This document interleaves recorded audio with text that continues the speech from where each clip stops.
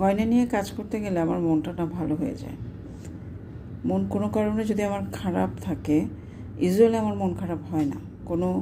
এমন কোনো ব্যাপার নাই, এমন কোনো বিষয় নাই যে আমাকে হুট করে মনটা খারাপ করিয়ে দিতে পারে। বাট তারপরও মানুষের মন তো সবসময় তো একরকম থাকে না। যদি কোনো কারণে দেখা যায় যে মনটা একটু খারাপ লাগছে, সেটা হতে পারে ফেসবুক পেজের কোনো ইস্যুস, তাই না?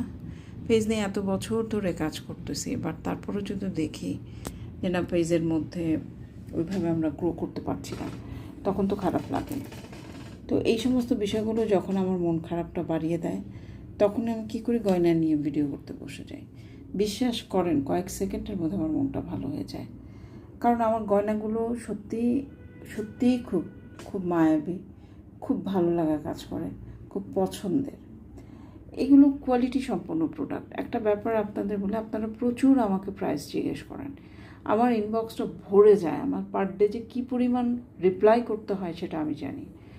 তো একদম ভরে যায়।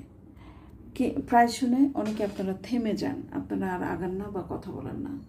কিন্তু দেখেন, আপনারা অবশ্যই প্রোডাক্টের কোয়ালিটিটা দেখবেন, কোয়ালিটিটা অবশ্যই আপনারা ধারণা করতে পারেন।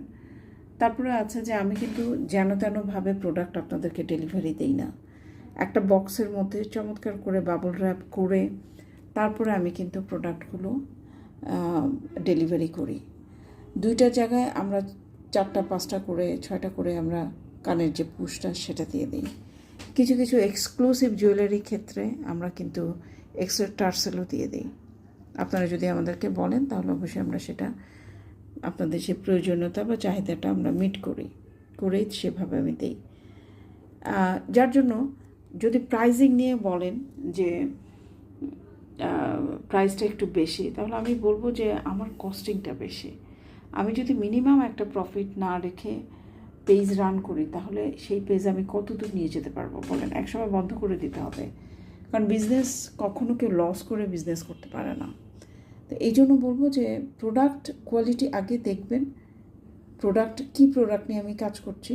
আমি যেন তেন জায়গা থেকে যেন তেন প্রোডাক্ট এনে তুলে দামের গায়ে বসিয়ে ভিডিও করে আপনাদেরকে দেখাই না। আমার একটা জুয়েলারি কারিগর দ্বারা তৈরি করা, তাদের সাথে একটা জুয়েলারি মেক করতে গেলে আমাকে প্রচুর রকম করেসপন্ডেন্স করতে হয়।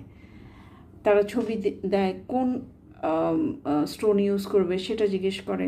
তো প্রতিনিয়ত দেখা যায় যে আমার যদি 1 মাস সময় লাগে আমার একটা লট আসতে, তাহলে ওই 1 মাসে আমাকে কারিগরের সাথে কোনো না কোনোভাবে অ্যাটাচমেন্টে কিন্তু থাকতে হয়। পেমেন্টের ইস্যুস থাকে, অ্যাডভান্সের ইস্যুস থাকে।